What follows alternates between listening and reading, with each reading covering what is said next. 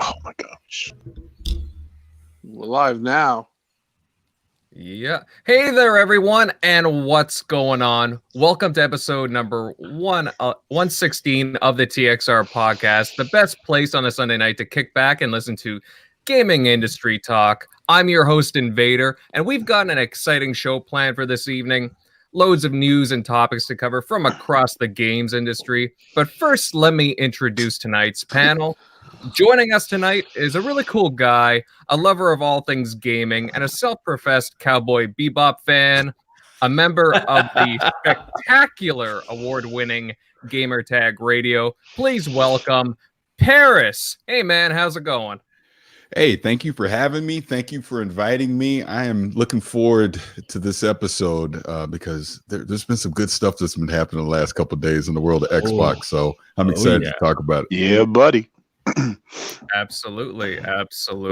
Well, yeah, we're delighted for you to come on this evening. Why don't you tell us a bit about what you do and your podcast?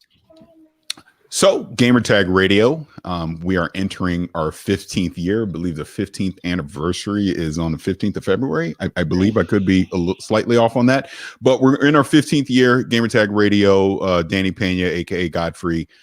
He's been the mastermind behind this from the beginning. One of my big inspirations to get me into podcasting in the first place. I used to listen to Gamertag Radio back in 2005, and I'd watch him spam up the Team Xbox forums back in the day, saying, "Hey, come listen to my show."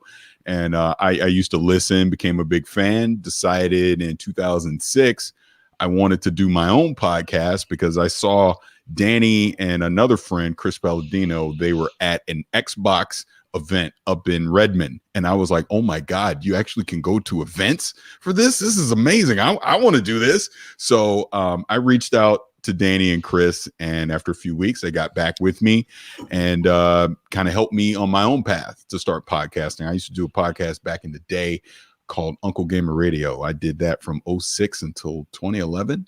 And my co-host at that time, he took a job at EA, so I decided to retire because I was like, hey, this has been a good run. Been able to go to E3 and see all these amazing things, meet all these amazing people in the industry. I'm good. I'm content. So I retired. And Danny and I had been friends just through the entire thing because he'd always been a great friend and would help me out. We'd work together, E3, things like that.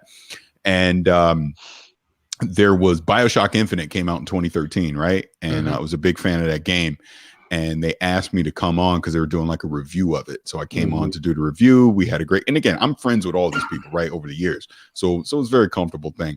And did the review. They got a lot of great feedback saying, hey, you should have me on more. And I remember it vividly. I was in Sports Chalet with my son, getting him some shoes or something. And we're literally on Facebook. Someone said he should be a co-host on there. And I was like, well, maybe I should. And then Danny and Pete, the other co-host of Gamertag Radio, was like, well, why not? And I decided to join. I even remember saying, now I can't guarantee I'm going to be on every week, only when I can, right? And I've been on ever since. I've probably not missed one or two episodes ever since 2013. So I've been a part of Gamertag Radio since April of 2013, and yeah, it's been a great ride. And we've had some amazing opportunities over the year covering games, going to E3, getting to talk to a lot of these big execs out there, with these gaming companies. It's been a blast, man. So I'm very appreciative. I'm just thankful for all the opportunities that we have, and that's what we do, man. We talk gaming 2 times a week. It's a lot of fun. Well, you guys are the legends in this business, man. We're like this, like you are what we aspire to even just even scratch the surface of what you guys do. But here's the advice, because this is the advice Danny gave me 15 years ago. So this is the advice that I pass along to anyone that says that you're doing it right. Just keep doing it. The only way you get better is reps. You just gotta keep doing it.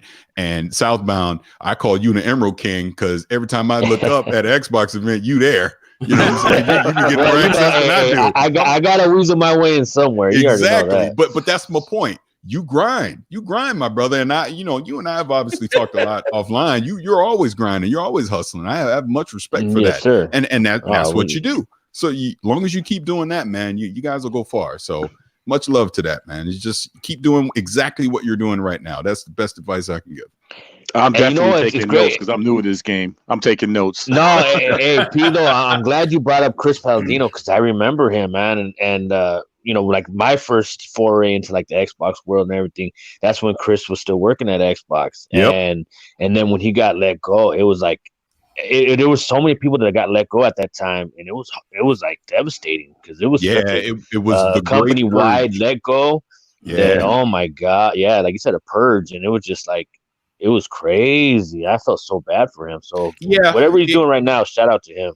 Yeah, I mean that's my brother, man. And again, him and Danny were the people that got me into this, and it was ironic because shortly after that, that's when he took the job at Xbox and was on Gamerscore blog. He was definitely a big help for me early on because he invited me to my first event up there at Redmond. It was the Crackdown event that they had, and it was like the Halo 3 beta and all that stuff. But he helped me out a ton back in the day, opened up a lot of doors for me. And then, yeah, when he got let go in 2009, I was not happy to say the least, but good dude. Him and his wife are awesome. Great people, man. And they're still doing their thing.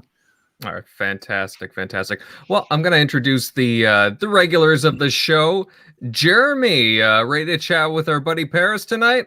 Yeah, Parris, thanks for coming on, man. Appreciate it. You know, I started following you early. I mean, it was probably recently, 2018, when CD Projekt Red introduced their first Cyberpunk gameplay. You remember, but I vividly remember your reaction coming out of the room, and your jaw was dropped to the floor, and you came out of the room, but you made an impression. I think your personality and passion and energy, which made me watch what you were doing, obviously, but.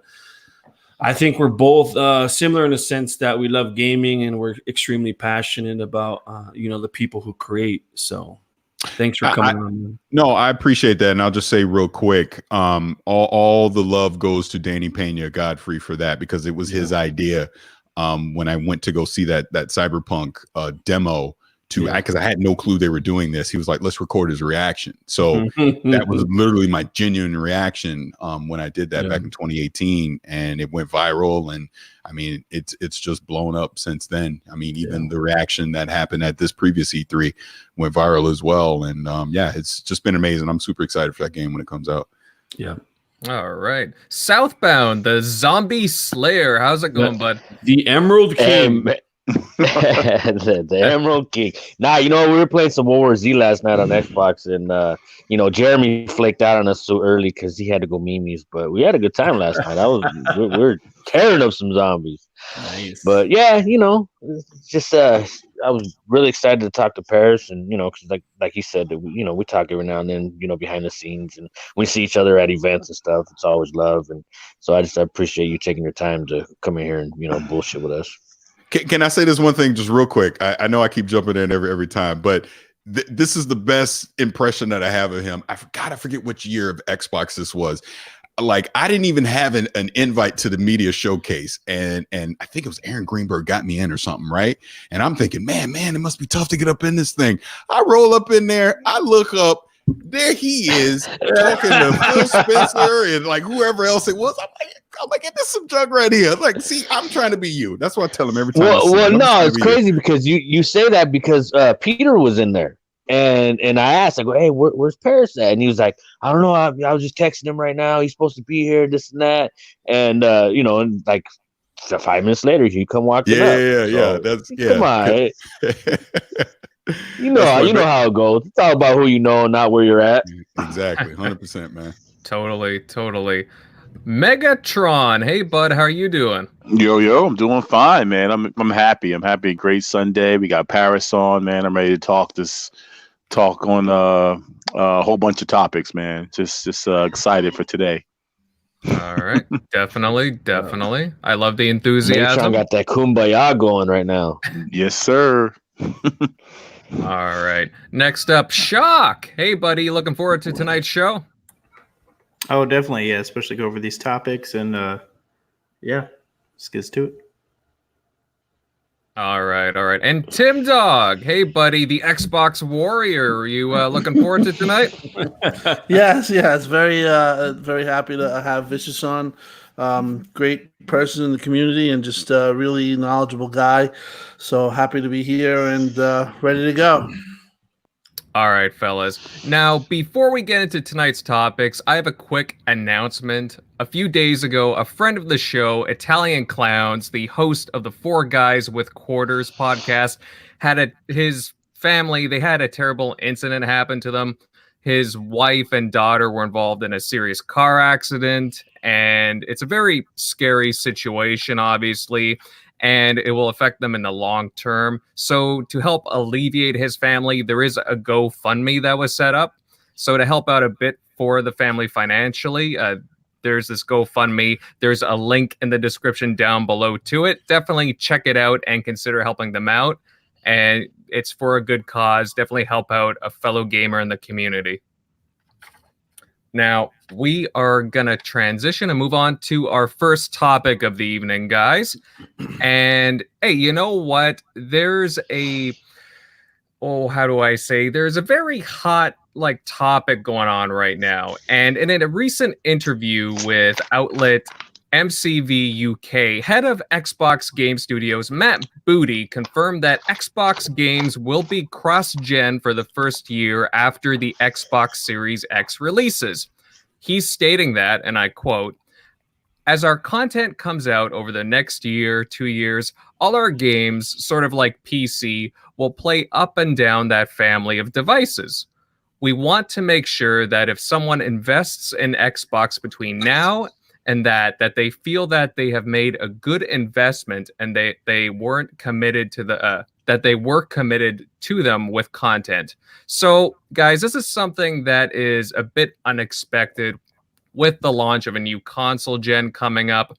But you know what? It's kind of reassuring. Now, let's start with our guest on this one. Parris, what's your thoughts on this? As I've seen all kinds of takes and comments out there, and I know you've been in the debates on Twitter about this. What are your thoughts? Well, it's funny because I thought I was putting out a harmless tweet yesterday, just simply saying, hey, I think this is a very smart move by Microsoft doing this. It is consumer friendly, and it's going to allow people to upgrade to Series X when they're ready to do it. They're literally giving you the entire year one from holiday 2020 to holiday 2021. You don't have to worry about getting Series X, right? So whenever you're ready, there might be a price drop in there. Then you can upgrade. You can still play on your Xbox One or Xbox One X, PC, whatever you want to do. It's giving you choice. It's a great thing.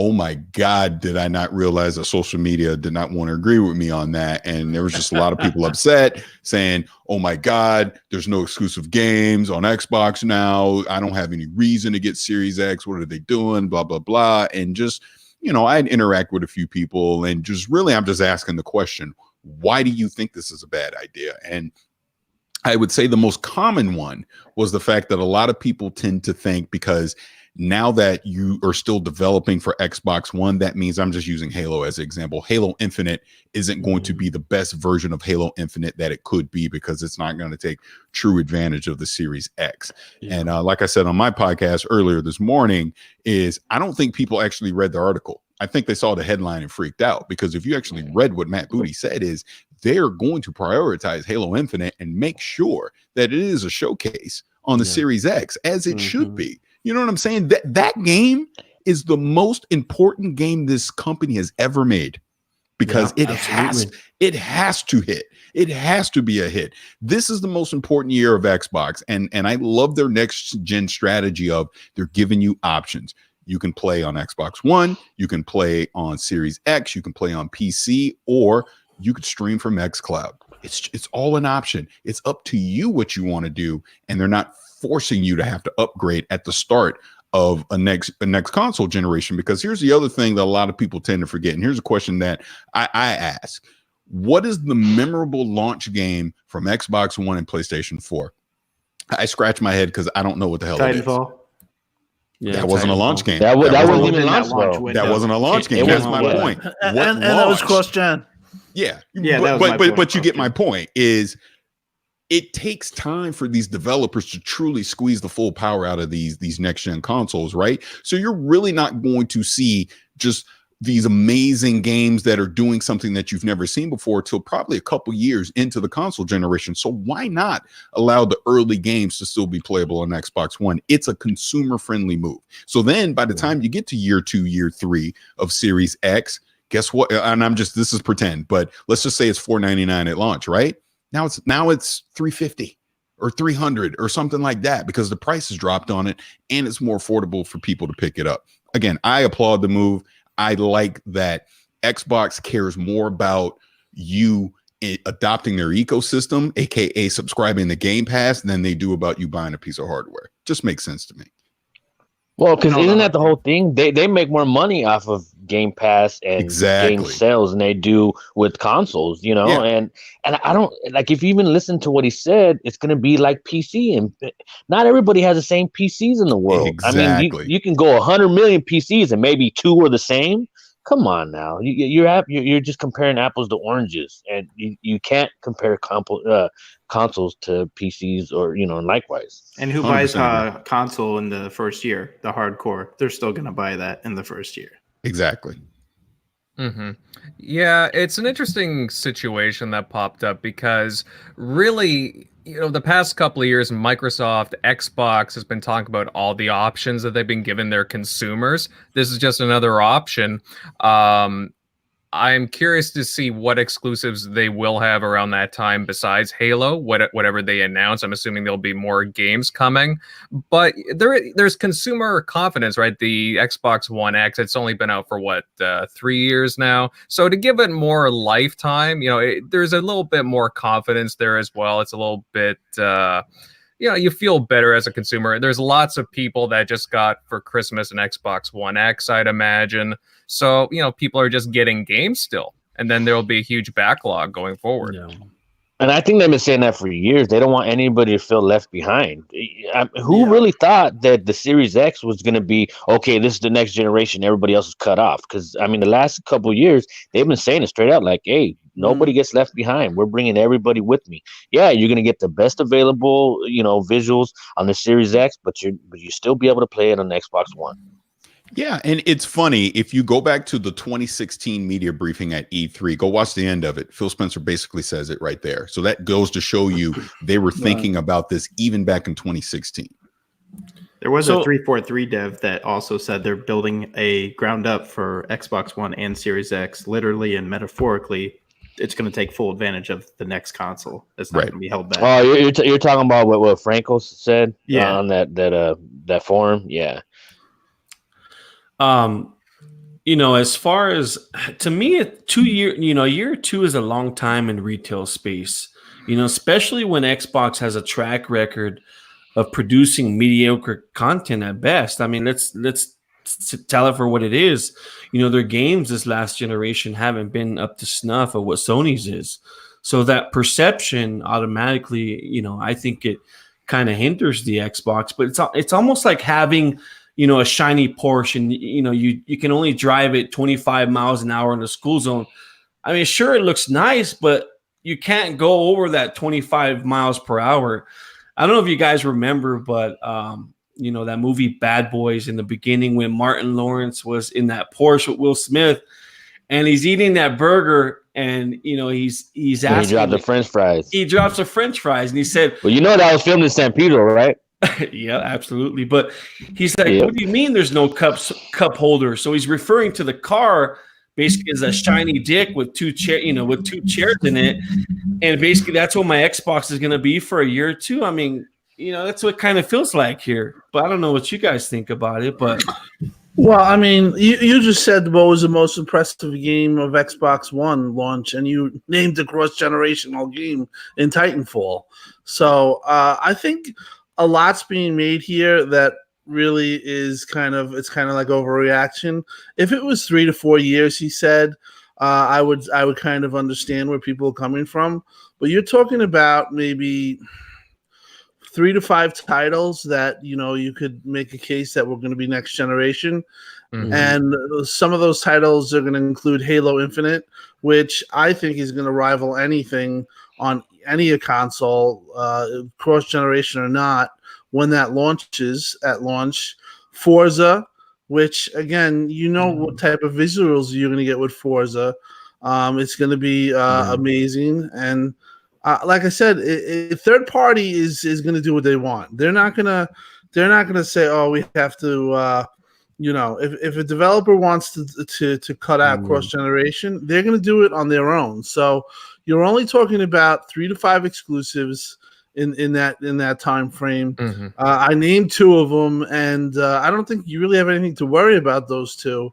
So, but in the same time, when it comes to third parties, and it comes with every generation, every console generation, third parties, it takes them 2-3 years to actually finally get the grasp of the technology that they're working with. And then you don't see the spectacular visuals until like the 3rd year of these generations. And what you think of it this way, what third party company is going to leave behind 100+ million PlayStation 4 owners? They're not. They're going to keep making games for the previous generation. So, like you said, the vast majority of your games are going to be cross-generational anyway. So if you have, like you said, 3 to 5 games in this 1 year period that are quote unquote on Xbox One and on Series X that come from Microsoft, is it really going to be that big of a deal?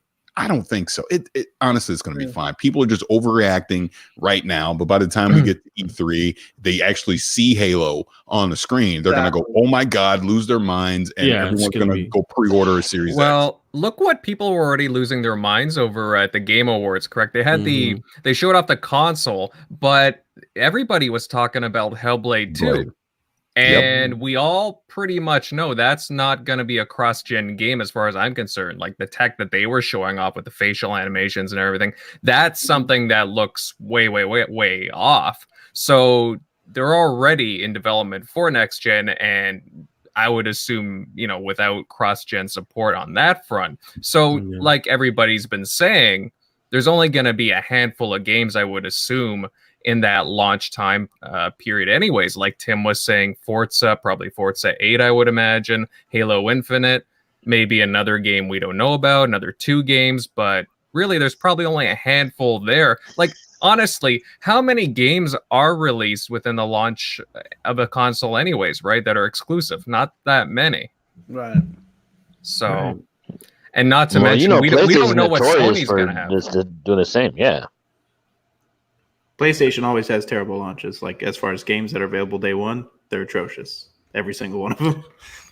I think according to I forgot who it was. Let me see here. TMZ. He said TMZ. TMZ. Oh my God. Yeah, I forgot which one it was. I'll come back to that.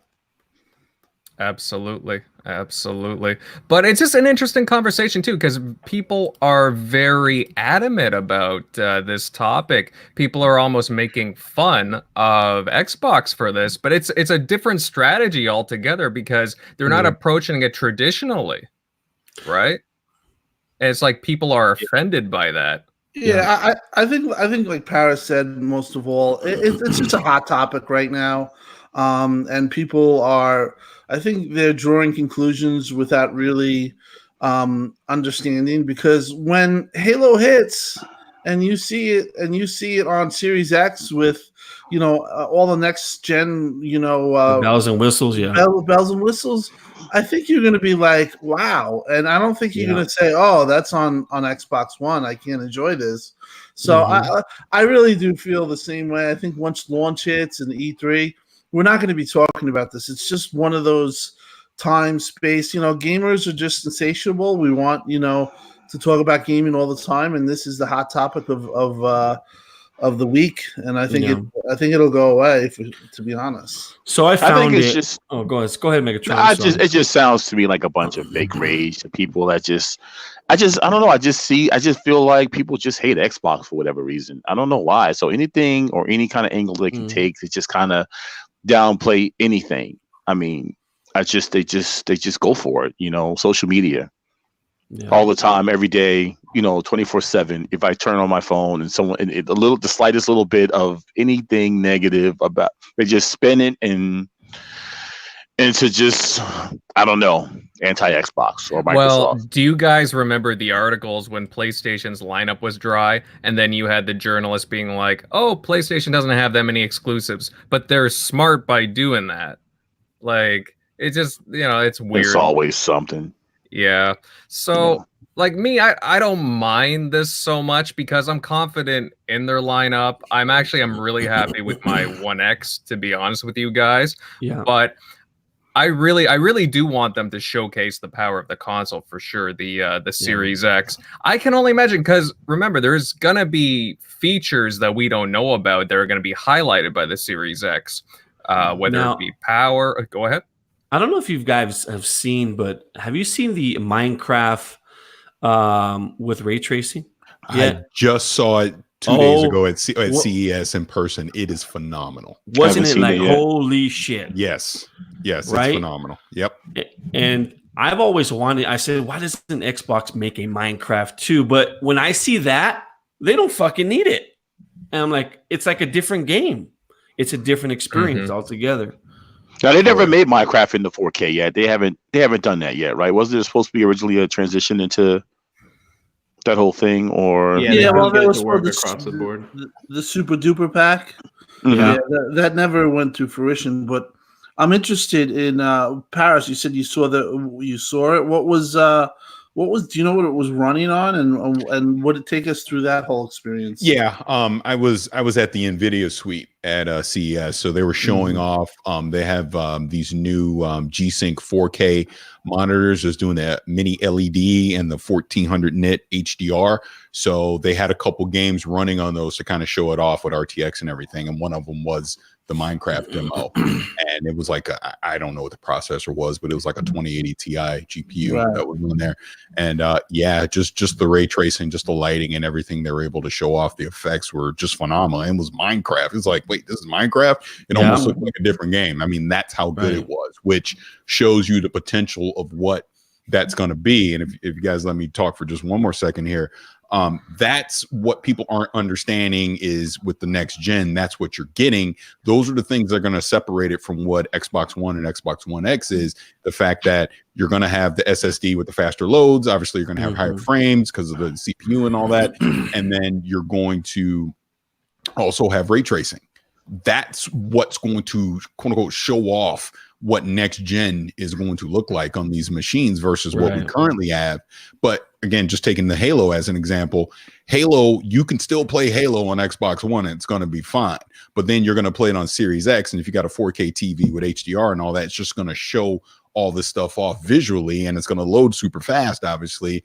That's what the secret sauce is that's going to separate it from the old hardware. But it's fine that they run on both. And that's why I don't understand people are losing their minds over this. It'll be fine no matter what hardware you have. Absolutely. But there's been a power narrative since the beginning of this gen, so I don't know, maybe people are afraid of what Xbox is gonna bring for next gen, but hey, you never know, right? Conversations change, it happens. But moving on, fellas, we'll get to another topic, and it looks like Microsoft and Xbox, they are going to have an official tagline for the next Xbox Series X. Now, recently, a trademark popped up for the slogan, "Power Your Dreams." This line was used at the big surprise reveal of the console during the Game Awards last month. Guys, how do you feel about this slogan? Do you think it's an adequate tagline for the next console? Yeah, I spoke a little bit about with the flash slogans like, greatness awaits with PlayStation. Now with what powers your dreams, it makes me think, every kind of world you want to experience and play in, this Xbox Series X, it's going to have the power to deliver on these amazing experiences. And I think that's what it means. But I mean, when you guys take some time and take a look at that Minecraft ray tracing, like I said, it's insane. And I think it's going to launch with the X, but we'll see. So, no, absolutely. I mean, it's definitely like, what is it? Power your dreams. Like, talking about when you see those three words together, power your dreams. It's very. It gets you thinking like, oh man, this thing must have power behind it, all kinds of raw power. It can really fulfill your dreams and fantasies with the games that are coming and whatnot.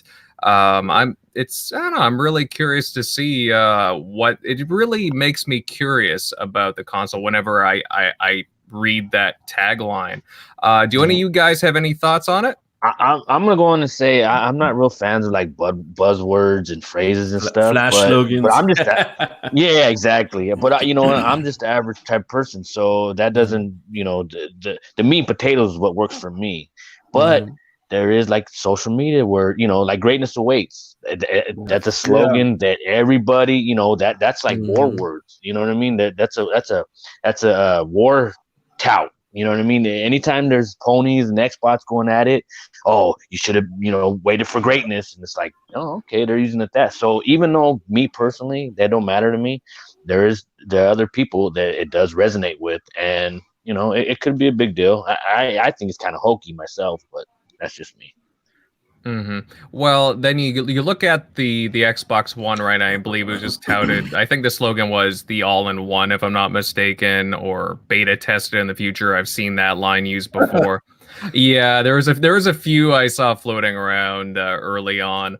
But then you think about how simple it is too. Even with the 360, I thought it was very simple, but it was to the point. Jump in, right? Get ready, jump in, get excited. It was to the point. Power your dreams. I see what you're saying, South. Some taglines. It's just like, whatever. Yeah, it just seems cheesy to me. You know what I mean? Like I'd like jump in and much better because it's just so simple. Just jump in. I even like Game Pass's phrase. What is it? Discover your next favorite game or something like that. That's actually pretty cool. But I don't know. I want to see the power. I want to feel the power. I don't want to talk about it, or see it, a slogan about it. Yeah. I just think this is just stuff that they do. Like you mentioned the Game Pass stuff. They had to have that trademark because I believe Sony used it on one of their on PSN Now, and then they trademarked it. So this is just part of that. I think it is a little bit of a catchy slogan, but do I really care? Does it really change anything? No. It is what it is. I care, damn it. I think, they're saying power your dreams. I'm imagining myself playing that new Halo Infinite or that next Forza. Exactly. And I'm like, if it already looks great now, I mean, I can only imagine what it's going to look like. You're talking about powering your dreams. You're giving these developers, you're sending a message to everybody. Last year it was the lack of power. Now we got everything. We got the power to melt your face when you see it on an HDR, whatever 4K television you're playing, 60 frames per second. You're telling the developers, look, we're giving you this powerful canvas to create what you're imagining, what you want, what you ask for, just that extra whatever. I'm not a tech guy. You guys know I'm not a tech guy. I'll leave that for whatever, but like just that's what I get out of it. Like it's gonna give you what you wanted. Maybe you missed out on last year. There's not gonna be any kind of 1080p. We're giving you enough. We're giving you everything we can muster, and go create. And that's it. And I love it. I think it's great. Power your dreams. I'm all for it. I'm gonna wear that damn T-shirt at E3 2020. I'm gonna see Parris. I'm gonna take a picture. I'm gonna stand right in the middle. I'm gonna point down. Power your dreams. Let's go, baby. Let's go. Power your dreams. Yeah, it's interesting. Again, it's just a little thing like a tagline and a slogan, but some of them can be powerful, right? Like a lot of people said for the PlayStation, greatness awaits. That's been theirs for the past, this generation. It seems to have worked for them, right? Yeah, exactly. So you know how it goes. It's one of many slogans. It's always, by the time we get these launches, we're gonna have like 50 slogans for each console.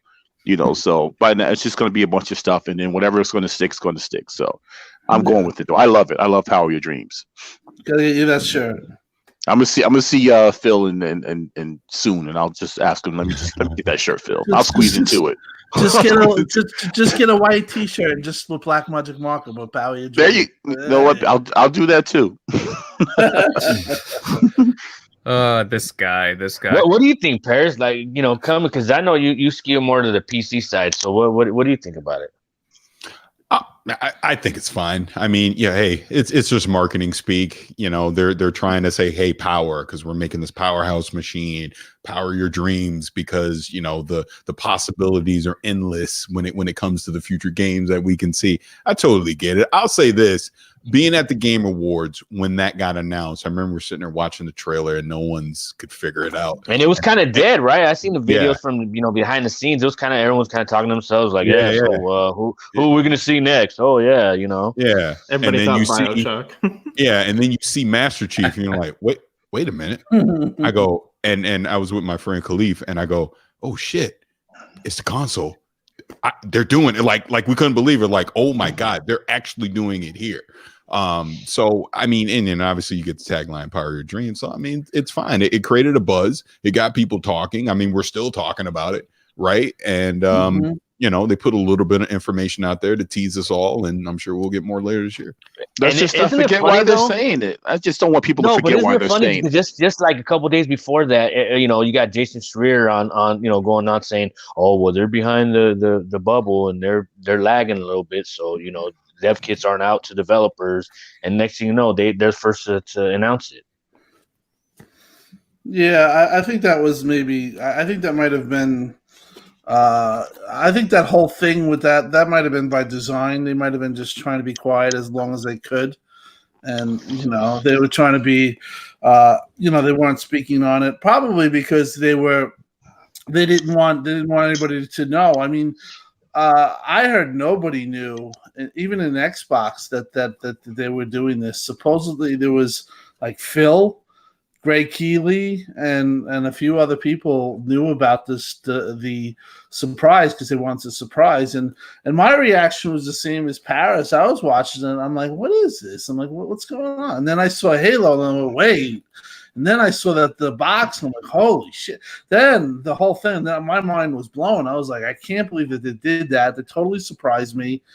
And, as somebody who's an enthusiast and a big Xbox fan, that's like my number one thing. If you can surprise me and totally catch me off guard, you did your job, because most of the time we go into these shows and we kind of know, through leaks or whatever, or somebody has an idea. So that one totally caught us all off guard. And I have to say, congratulations to Microsoft for doing that, because they got it. They kept their mouth shut, and that's what you got to do. You can't tell anybody, because if you tell 2 people, 3 people, then it gets to 10 people. Then you get a leak, and then it's over. So what though, Microsoft's actually been pretty good the last couple of years when it comes to leaks. They last E3 they didn't have any leaks, and I know they were shocked by it. Right, they've been better for sure. I mean, from the days when they had E3 got leaked before. What was it for the Halo Master Chief Collection when the whole show was leaked? Rising 4, They had the whole show released on Game. I think Game something released the whole show. Well, it was funny. I remember the leaks like months before too, with like Scalebound, and they didn't know the official name of it, and Sunset Overdrive and everything. Like there was leaks aplenty. It was almost like it was on purpose, right? Maybe. Yeah, Matrick left everybody, to give the whole program before he left in his helicopter. Yeah. Well, either way, I mean, the slogan, the tagline, it's interesting. I think it suits it, but, we'll see moving forward in the next couple of weeks and months once they reveal more stuff. But anyways, guys, I'm going to transition on to our next topic. And this past week, we had CES, the Consumer Electronics Show. And there was some interest from gamers as Sony was there, and they were teasing something PlayStation 5 related. Well, lo and behold, they were on stage, and their bombshell announcement was a PS5 logo. So it was kind of a bummer, just, a plain black and white logo that somebody could have pulled off in under 3 minutes. Parris, what are your impressions on Sony announcing it this way? Because it kind of seems like a giant waste of time just showing a logo and nothing else, personally. Didn't surprise me at all, because I knew CES was not going to be the venue that they were going to give you any real information. So, of course, it was just a mini tease, because they're going to want to own the media cycle. They want it all to themselves, so they're probably going to do an event next month, as rumored, and then they'll do their full reveal, have Mark Cerny come out there, talk all about it. So, didn't surprise me. The logo, in other words, Sony's just keeping it simple. That's the way I look at it. So, like you said, I won't say it's a complete waste of time. I mean, it's something that is going to get people talking. We're talking about it, of course, but I did not expect any information at all. All right, P. Let's be honest, bro. You already got your invite for the event, right? No. PlayStation has no love for us. We don't get anything from them. So doubt we'll be attending that event. They've been pretty weird with us. I would say the past 5 or 6 years. Oh wow. Mm-hmm. Yeah, I just found it interesting too, because the only thing they really did was announce that logo, and then they kind of pulled an old school Microsoft move too, because they were just talking about sales, game sales, and just all these different numbers, and it was just kind of like an old Microsoft thing to do, which I thought was kind of funny. Yeah, I mean, but again, I just think because there was some anticipation, I think they knew people would have some questions, so they were like, hey, look how great we've been the past 7 years, and here's a logo. All right, see you in a month. That's pretty much it. That's what they did.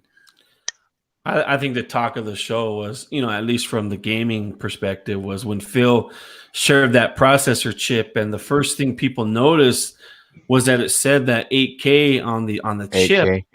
And you guys remember when we had David Preen from Xbox on the show, and we questioned him on his Twitter account. Yeah. The name, he put 8K on there on his name, and what does it mean? Obviously, but he didn't want to say. He kept everything on the hush. But I think, I mean, it's interesting to say that. I know what it means. I know what it means. You knew it. Power your dreams. I was like, please share with us your. I thought you were gonna bring us some knowledge there, Megatron. What the hell? That's all I got. Too funny. Well, I mean, I wasn't expecting very much out of Sony. Like, a lot of people were just blowing it out of proportion, in my opinion. But it was interesting that Phil did just kind of, in a very random manner, just on his profile picture, place that, the processing chip, 8K, Project Scarlet, it was this big ass chip, apparently the largest ever for a console. And it's just, I don't know, it's just interesting them dropping like these bits of information about the console. Do you think there's going to be like little bits of information dropped about the Series X going into E3? Oh, I expect it. I think they may even do an event right before E3 just to get all the hardware information out of the way, so that when they get to E3, the focus is on the games. Yeah, I think they're chopping at the bits to let all the specs and everything out right now. What do you think? Maybe something after maybe GDC, possibly. I would say, I would say probably mid to late May, probably before Memorial Day. You know what I mean? Well, that's about the same time they did the Xbox One, correct? Exactly. Pretty simple. But this time they're not going to talk about TV. TV. TV. Oh, those words. Those are the bane for Xbox fans everywhere. Oh, man. I don't think anybody wants to relive those moments. But no. I mean, can I just make a point? I just wanted to make a point to what Jeremy said. I think the 8K thing is obviously that's just what it's going to output. To think you're getting 8K games is not going to happen. I mean, it is going to be a powerful console, but if you do get 8K content, I don't think it's going to be much. That's just too high of a render to hit. But I think it could happen with smaller titles, like indie titles. And Here, go on. Oh, I'm sorry. I did not mean to interrupt. I apologize. But I was going to say, like being at CES, I saw all these 8K TVs, and my first thought was, well, there's no damn content for it, so this is all pointless for at least another 4 to 5 years, right? So, again, my opinion, I have no inside information. Series X and PlayStation 5 are setting themselves up to be 8K compatible, so that when there is actual Netflix 8K content, as an example, they'll be able to show it. But as far as gaming goes, like you said, very minimal, if anything. Well, it's just going to be like the 1S. You know, you can play the UHD, but you can't do the gaming. You know what I mean? So it's going to be the same thing like you're saying. Yeah, maybe possibly. You guys think, upscaling maybe 8K? That wouldn't be like a switch stick and flick. I don't know. But who's going to have 8K TVs for the next 5, 6, 7 years? Hey, listen, I'm telling you right now, I still need to upgrade 2 televisions in my house, and I'm really thinking about it. So for that one consumer that can upscale. You've seen how quickly the prices came down on 4Ks. I mean, right now you can get a decent 4K for about $500. Yeah, I've seen some 8K TVs that were in my price range. They weren't too expensive. I would say hold off on the 8K. You talk to me on the side about that because, like Parris says, it's just the content. It really is not there. It's not going to be there for a couple of years. But as far as Sony's logo, too, I agree again with Parris. I didn't really expect anything because it's CES. I thought that the logo was fine, and to be honest, at first, like we were joking around about it, but it drew quite a buzz. So PlayStation is the brand is absolutely huge, and just doing something so little as that drew so much praise and drew so many eyes. I mean, they did talk about the likes and they broke a Instagram record for likes and they had like something like 3 million likes on the Sony YouTube channel. So from when you look at it that way, it was a success. I don't think you really can deny that.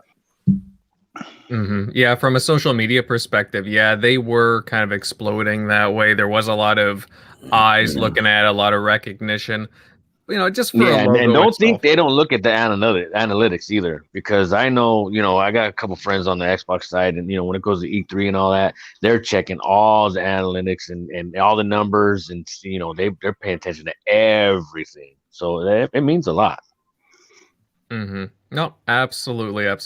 Well, again, within a few weeks, we should be getting a clearer picture of everything from PlayStation and Xbox, as Parris was alluding to. I think we'll start hearing about their own events. They'll have their own separate, proper reveal. I mean, we really don't know much about the PlayStation 5. They've only had a couple of articles out about it. They've shown bits and pieces, but they've held a lot of stuff close to their chest, and that's on purpose. So we'll see in the coming weeks, fellas. Now, going into the next bit of news, and there's a rumor making the waves that Sony PlayStation will not be in attendance for this year's E3.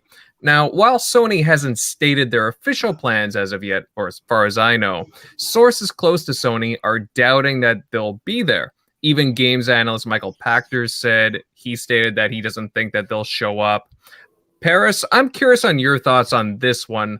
Can you see Sony skipping this E3, considering that they have a next-gen console reveal and release looming soon? 1,000%. I can see them skipping E3. I've been saying this for years, that this day was coming, that E3 has been losing its relevance as a show, and these publishers are better off having their own events where, again, they own the news cycle. They're not competing with other companies for our attention. All the eyeballs are on them. They can turn it into a fan event, so the fans get to go, they get hands-on, all that.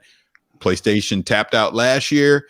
All the rumors in the tea leaves are pointing to them not coming back this year. And if they're not coming back with hardware to show off, they're never coming back. And what I point to is this.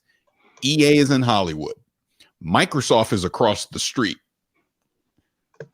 PlayStation is already gone. Nintendo is allegedly minimizing their presence on the show floor as well. Activision is barely there anymore. E3 has completely lost its relevance. The only reason I go to E3 at this point is to see friends. That's it. Other than that, wasn't it so empty this past year? The E3 was a shell of its former self. That's my point. We get more done as far as coverage goes before E3 even starts, because we go to pre-E3 events off-site. Actually, on the show, I hate going on the show floor. I'm just going to be perfectly honest with you. That first year they opened it up to the public, I was like, oh God, I don't want to be here. It was suffocating. And just the smell alone was horrible. It's terrible. Like, matter of fact, what was it? Not this year. Matter of fact, you saw me, not this E3, but the year before going into E3. I saw you outside. That was when I saw the Cyberpunk thing. That was like right before that, because I was literally going to go do that. But my point is, it's lost its relevance. PlayStation not coming back. It's very expensive to get floor space on there. So why not? Oh my God, we're talking up. Yeah, we're talking upwards in like over $1 million just for the space alone. Exactly. That's not even included with the construction. Exactly. It's a lot of money. It's a lot of money. So why go?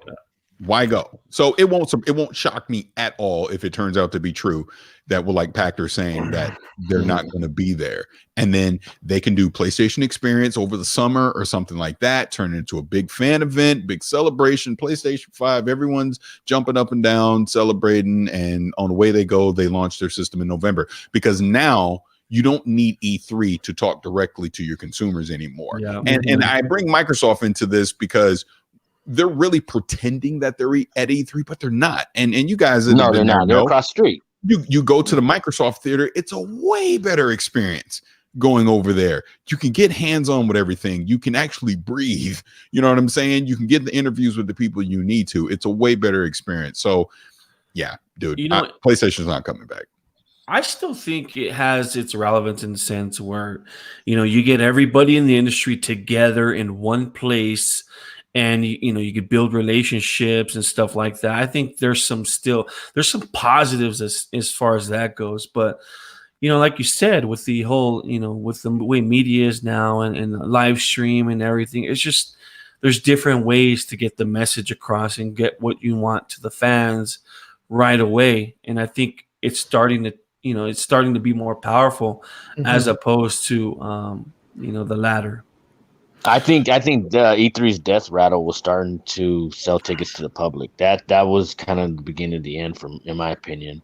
And because if you look at the Game Awards, how many streams and views and everything it gets, it's like the second viewed content, second from E3. You know what I mean? So these huge companies know that they can spend a quarter of what they do at E3 on on their own, like Per said, on what they control, their information, everything's given out through them, how they want to present it, how they want it to come out, and it's a quarter of what they have to spend at E3, and and it keeps their fans happy. So, E3 as it is now, it's just dying and dying and dying. Yeah, well, I remember we were talking on this very show a couple of years back when EA pulled out. I kind of felt like that was the first sign that E3 is kind of losing its relevance.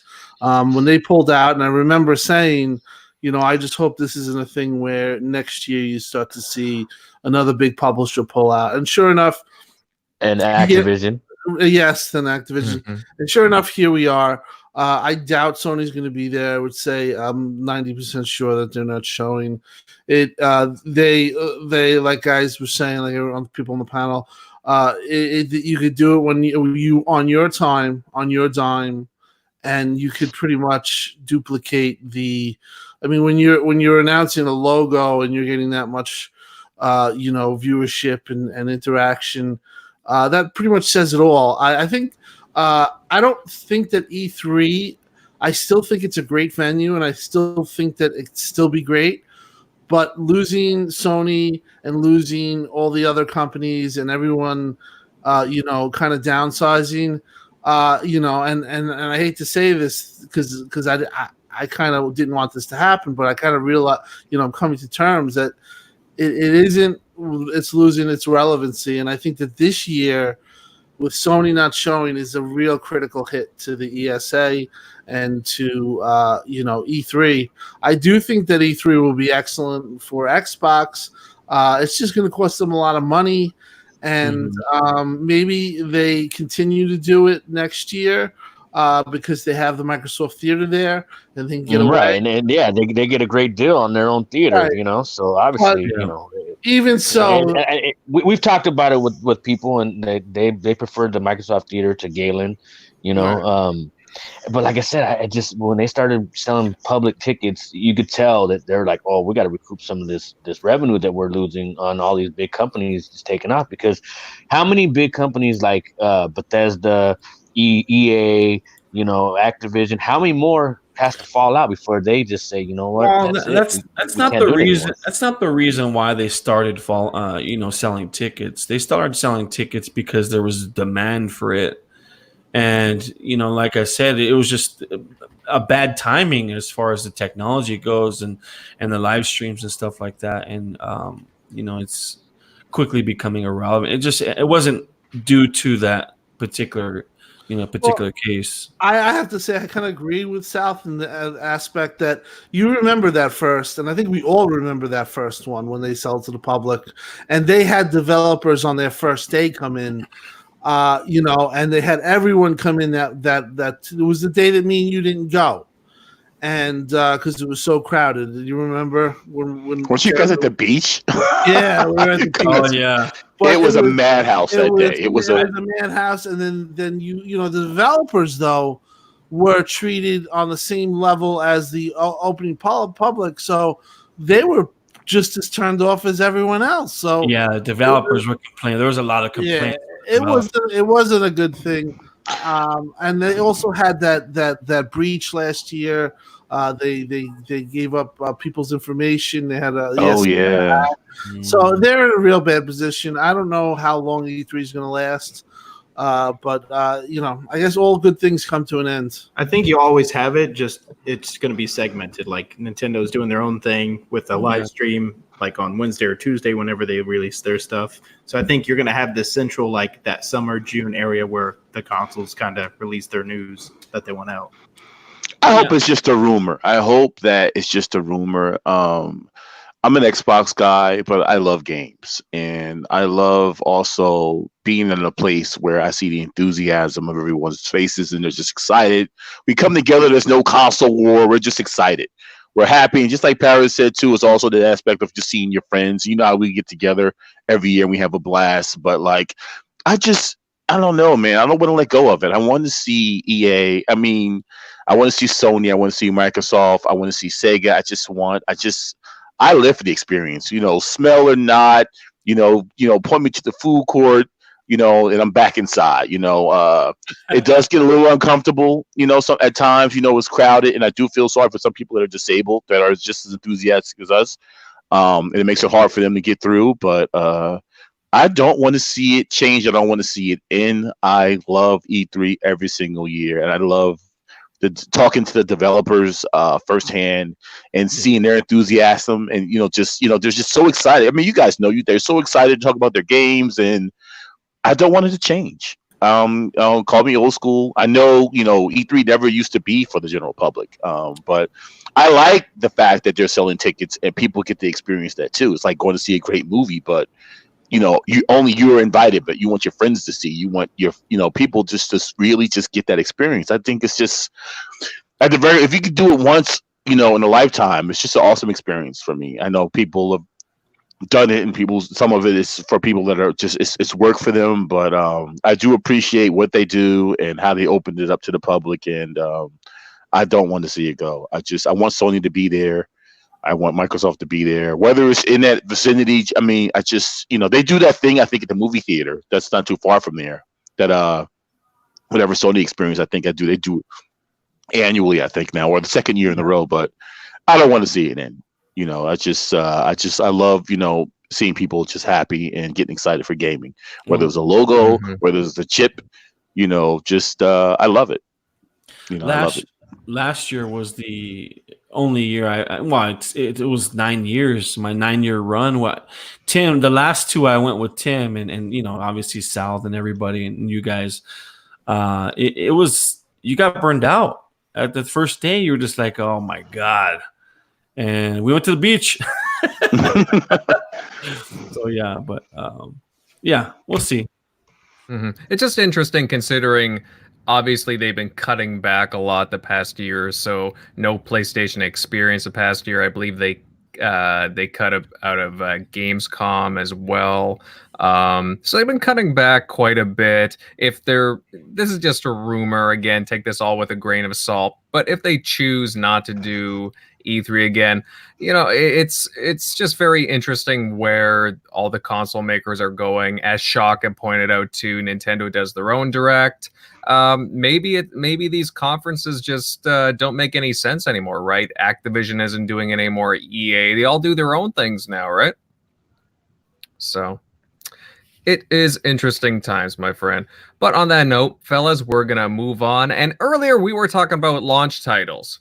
The Xbox One had a couple of really strong ones, including fighting game Killer Instinct, and many had hoped that we'd see a sequel for the Xbox Series X release, but that's appearing not to be the case. Now, according to a studio designer at Iron Galaxy, they have news to share this year, but it's not regarding anything Killer Instinct related. Now, guys, do you feel that this is a missed opportunity by Xbox if there's no KI in development? Because Killer Instinct, it was a very successful launch game, and I continually see the community yearning for a sequel for it. Well, for one, I mean, name one studio that's worked on a fighting game that Xbox has, and I can't think of one anymore. I mean, Amazon now owns the company that made the Killer Instinct, and it's just who's going to work on it. That's the thing. So it's a toss-up. Yeah, that's an interesting. It is really that's true. I mean, but Double Helix, they weren't a fighting game studio in particular. They were just doing the odd couple of random games here and there. Who would have thought that a studio like Double Helix would get Killer Instinct, correct? Yeah, that's true. But again, it's a very interesting situation. They could do an internal studio. It doesn't mean just because it's not in development at Iron Galaxy doesn't mean that it's not being made by another studio. But it is curious that they wouldn't do it with Iron Galaxy, because I thought they did a pretty decent job. They had done both season 2 and season 3, and I thought they did a rather decent job. Parris, are you into Killer Instinct at all? Yeah, I'm not big into the fighting games. I dabbled in Killer Instinct back in the day a little bit, but I just be perfectly honest, I've not kept up with it at all the past few years. No. All right. But that was a very important IP at the beginning of the Xbox One's launch, because there was a lot of fog and cloud over the launch period there, and it was a shining bright spot. People couldn't stop talking about how well the net code was, how well it played, and it had such a small character roster at first. So, and it had this free to play. Absolutely, yeah, it was free to play too. It was, I believe, it was the first fighting game to have that approach, to have that free to play approach, and to have the seasons for it. Yeah. So it was very important. It was a testing ground, I guess you could say, for that kind of a format. And really, there weren't any fighting games right off the bat either, besides that one. So it had room to grow and to breathe. So it's interesting that Iron Galaxy wouldn't be involved again if they found another studio. That would be interesting. I don't know if anybody else here on the panel has heard anything regarding Killer Instinct, if it would be in development, but it would be a shame to me. It'd be a missed opportunity if they didn't take another swipe at Killer. Yeah, but there was a lot of good launch window games during that time when the Xbox One launched. I mean, shit, we had Rise and we had Killer Instinct. There was just a lot of good games, and maybe they'll come back one day. Now, you know what? Listen, Killer Instinct was a niche title. Everybody loved it because it was 60 frames and it ran smooth as butter, but it really wasn't like a system seller. So I don't think that they're in a hurry to bring it back right now. And like you said, there's no studio to work on it. So, they got to find somebody to actually do the groundwork and, make another game. So, but I don't see it happening. It really wasn't that big of a game. I don't know. I see a lot of fan support for it. Like, People I'll admit, got, I'm sorry, people got excited for that game when it came out. It was a shock to everyone when it came out, including myself. I'm going to admit that I haven't put that much time into it. I got my butt kicked plenty of times, K-Mega. But other than that, there's time. I don't think there's no worries. I mean, I think Well, and that's what I'm. Yeah, of course, there's always going to have people wanting the game, but there's nobody really like clamoring for it. You know, like people would rather have Street Fighter, Mortal Kombat. You know, I mean, if they come out with a Street Fighter 6 and it's multi-plat, you would never hear anything about Killer Instinct. That's what people want to play.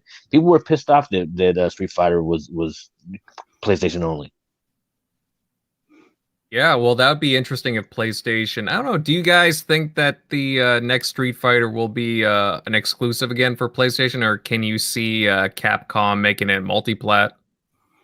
I think it'd be multi-plat at this point. I don't think we're going to see too many more of these console-timed exclusive type deals at all anymore. I mean, it's just you're just throwing money away unless the company's going to, unless Sony's backing up the Brinks truck to them. I don't see them doing it. And then I don't think they really did with the last one either, because they came out with a half a game, and then the other half didn't unlock until 3-6 months later. So I mean, doesn't seem like they're really funding too much of their game. Mm-hmm. No, that's true. Yeah, Street Fighter did have a bit of a warm, milk-warm reception at first, but it did get its content later on, and it does have the fan service now. But with regards to Killer Instinct, we'll see what happens, guys. I mean, I would welcome one. Frankly, again, I tend to get my butt kicked in Killer Instinct. I'm not huge on fighting, but I do enjoy it. And I'll admit, I those do ultra combos, man. I mean, there's room south. I mean, you got Street Fighter has this thing. I know. Ultra, I don't know. Combat. I'm not a good. Yeah, I'm not a fighter guy. So I get my ass whooped all the time. But I just don't see them measuring up to the Mortal Kombats and the Street Fighters. It's more of a like it's the stepson, the redhead. You think it has something more to to do because it's exclusive to the console? What if they just made? I mean, I guess maybe. What if it was a multi-plat? Then you think it would have more appeal? You think it would have more success? What if it's one of those IPs? So how would you guys feel then if they took that IP and they said, well, we own it. Why don't we just make it a situation now where we just make it a multi-plat, put it on PC, make it cross-play and cross-play? I mean, how about that idea? Maybe we do a poll and put that out there. And I say, I mean, I wouldn't have a problem with it as long as we keep. If you people that love that franchise, but you're fear that it's going to go away because there's not enough interest. Well, let's open it up, make it, play it on all the consoles. As long as the IP is still there and it gets support and it's crossplay, I think it's a great idea. I see it having more life doing that. Yeah, I see it. It actually, being viable doing that, being cross-play and PC and PlayStation, even Nintendo. Yeah, I could definitely see them, putting that into play. I'll admit, with regards to Killer Instinct, again, I wasn't great at it, but man, I thought they had a killer soundtrack. The stuff that Mick Gordon was doing, oh man, I could just listen to that soundtrack over and over again. Probably one of my favorites this gen, if I'm being honest. Oh, you and Jeremy and your soundtracks. Oh my god, I can't listen to game soundtracks. That is like, half. Oh my god, brother, that is half the experience. Come on. I don't think he wants to believe I think you're a dweeb. It was pretty cool. They gave us the KI1 and 2 as well. I got those. Those are pretty sweet to revive them. Online play as well. Yeah. Hey, Parris, you looking forward to that Cyberpunk in less than 4 months now, man? I think that might be an understatement. Based off that reaction. Where's your Cyberpunk jacket at? Where's that jacket at, man? I want to see that swag. I got mine. Well, it's not mine anymore. But like I did get that jacket. I was, fortunate enough to get to that closed door demo, and it was awesome. I missed not to humble brag, but I actually have two. And, and I've not, because I went again at Gamescom. I never opened them. They're still in the package. Now, did you see the new one they sell at the US CD Projekt Red store? It's like yes, 120. It's nice, right? Yep, it is. Yeah, I'll excuse me, trust me, when Cyberpunk hits, I'll be doing a lot of content on that. I can't wait. Wait, was Keanu in that room you came out of? Is that why your reaction was?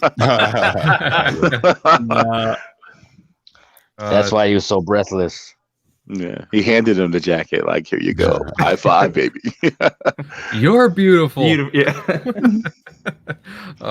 So what would you say are your like top 4 or 5 games this year? Obviously, I'm assuming Cyberpunk is at the top.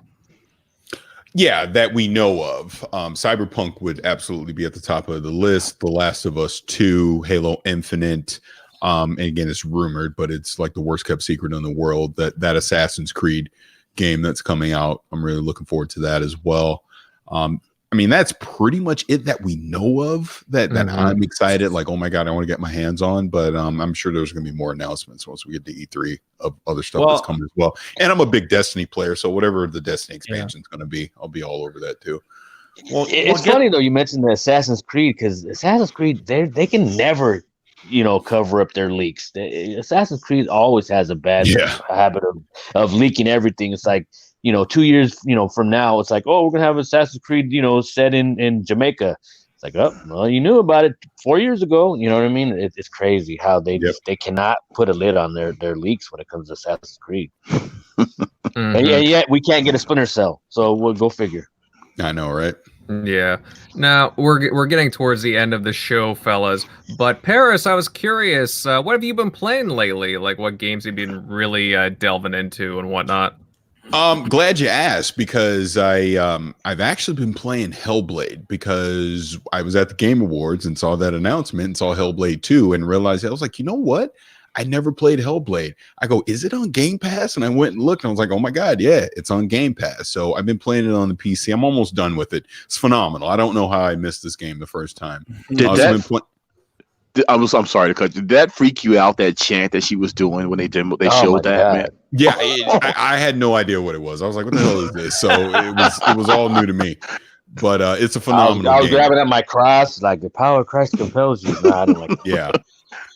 And other game, I've been playing The Witcher 3 again. I always keep going back to that game over and over. So I've been kind of dipping my toe, going back into that a little bit. And once I'm done with Hellblade, I'm gonna start up Disco Elysium. That'll be the next thing I'll play. I want to play that. I've heard very good things about that game. Obviously, it won a bunch of awards at the Game Awards. But I'm kind of curious about that. It's an RPG, right? Yeah, correct. It's an RPG. All right. What's everybody on the panel been playing recently? Shock, what have you been playing? So far I've been I downloaded a lot of the Resident Evils because they just finally went on sale on Switch, because they were like an arm and a leg compared to the Xbox One versions. So I've been playing some Resident Evil 4, running through that. Can't think. Oh, Borderlands 3 I just picked up with my buddy that I game share with, so I've been starting through that. I think I'm level 10. All right. Good stuff. Jeremy, what have you been playing? I've still been playing Death Stranding. I still have to finish it. I'm probably about 20 hours in the game. Still like it. It's a really good game. But on Xbox, I went back. I already finished the Witcher DLC, but I'm just running through it again just because I watched the TV show. It's an amazing TV show, and so it got me back into The Witcher. So, Parris, have you seen The Witcher TV? Oh, yes. It's fantastic. I mean, Henry Cavill just absolutely nailed it as Geralt. Absolutely. That's what I'm playing.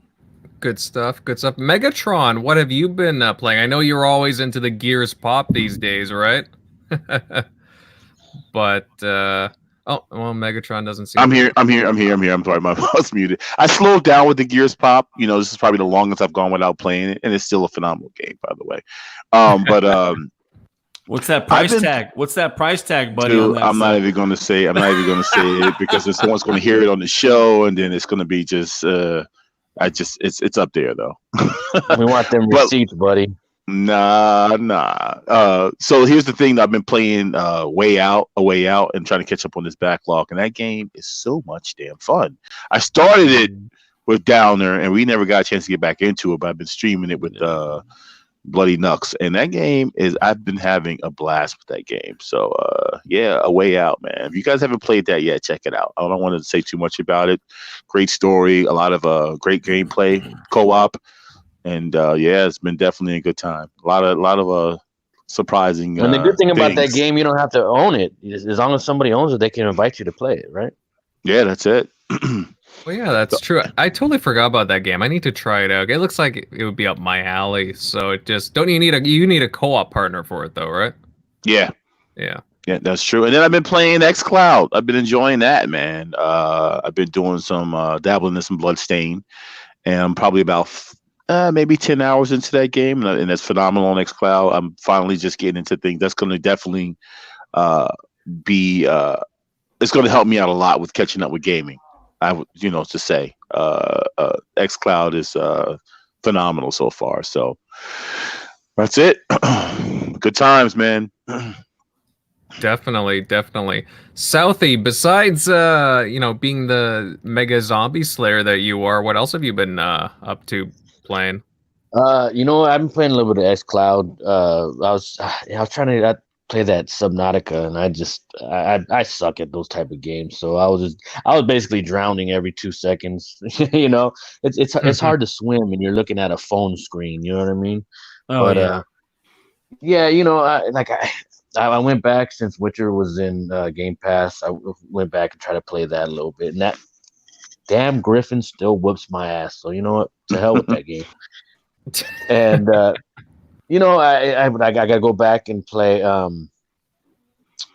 Gears. I was playing a little bit of Gears. I'm on Act 4, and I also got to finish Fallen Order, Jedi Fallen Order, which Malicos is got me pinned in the corner. But yeah, so just a little bit of this, a little bit of that, just trying to do my thing. Mm-hmm. Definitely. Timmy, what have you been playing these days?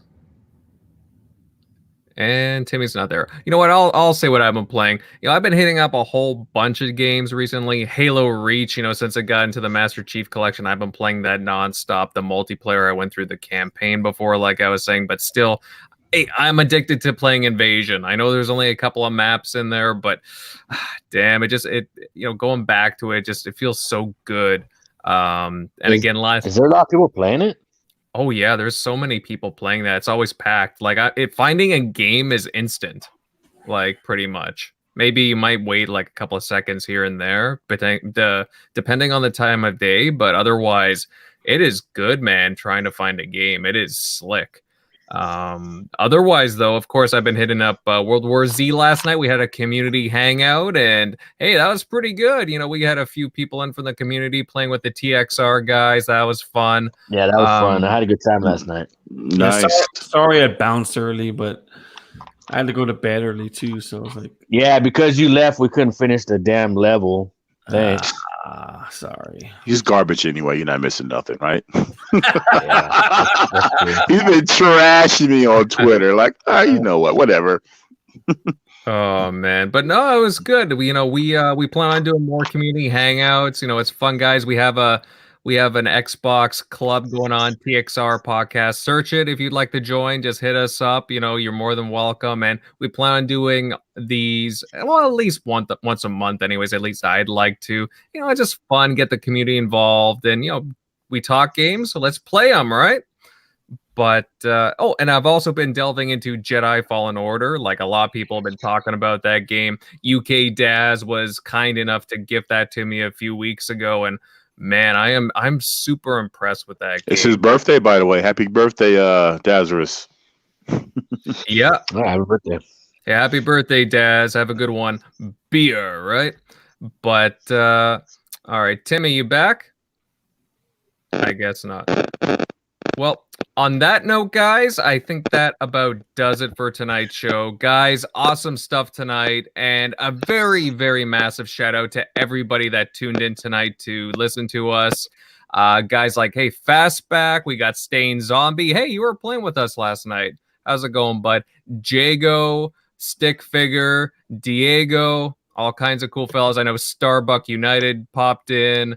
Mr. Kima, lots of regulars here tonight. Crazy Greek Dude, other Zinc, Who else do we got here? We had Mike from NLG Gaming, and all kinds of good people that popped in tonight. Thank you guys for coming in.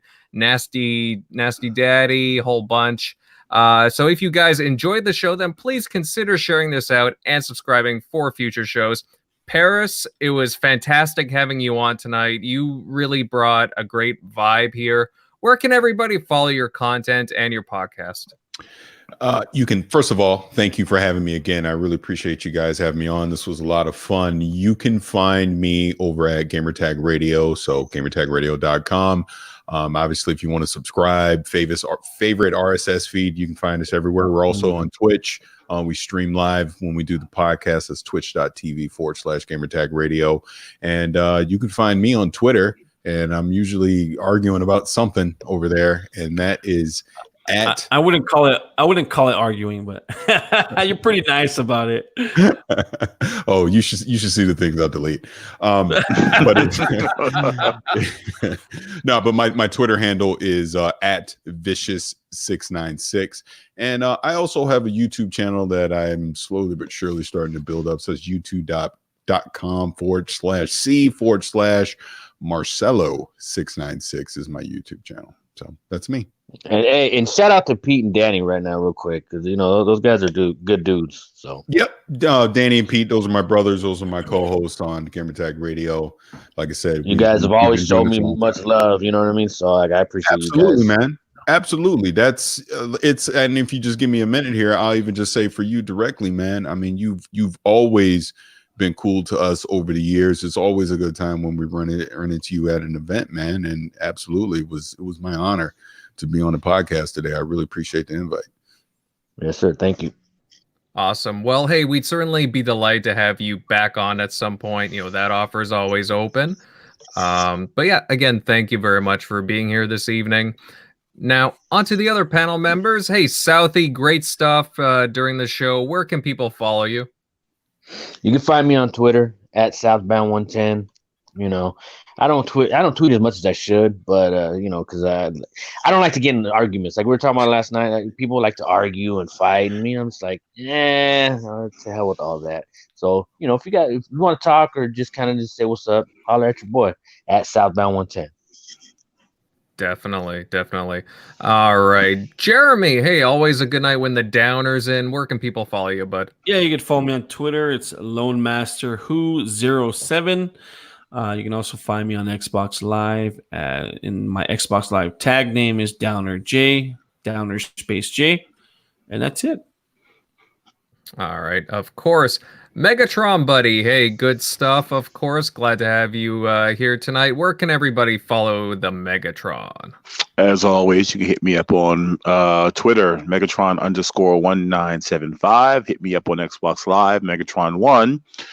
And even on Mixer. If you guys are around and want to watch me stream a little bit there, I'm trying to get into that. Hit me up. And Parris, thank you again for coming on, man. It was a pleasure. Oh, thank you. Of course. Shock Buddy. Hey, good chat tonight, as always. Where can everybody follow the electric fella? Nice. I haven't heard that before. You can find me at Shock Nero on Twitter, Easy Shock on Xbox Live. And yeah, thanks again, Parris. Been watching your guys' stuff since back like 2012. So it's been kind of cool now, especially full circle on our show. So thanks for joining. Again, thank you. Of course. Tim Dog, you there, bud? Yeah, I'm there. You can follow me, xCloud Tim Dog on Twitter. I also am on Tuesday night, RDX, 8 p.m. Tune in there. I'll put up the posts on my Twitter. Thanks, Parris, for coming on. You're an inspiration, and you're definitely a real good job on everything that you do, and the 1,000 show that you're a part of. Congratulations on that. Should be a big one. Yeah, thank you. Of course. Good stuff, Tim. And of course, I'm Invader. You guys can follow me on YouTube at Invader Gaming, and I'm on Twitter, pretty active over there. And you can follow me at Invader_1986. Guys, fantastic show. Thank you for joining. Parris, again, thank you very much for joining us. It's been a blast. We can't wait to talk to you guys next week for whatever comes out in the gaming news industry. Have a good night, fellas. Peace. Power your dreams, baby. Deuces.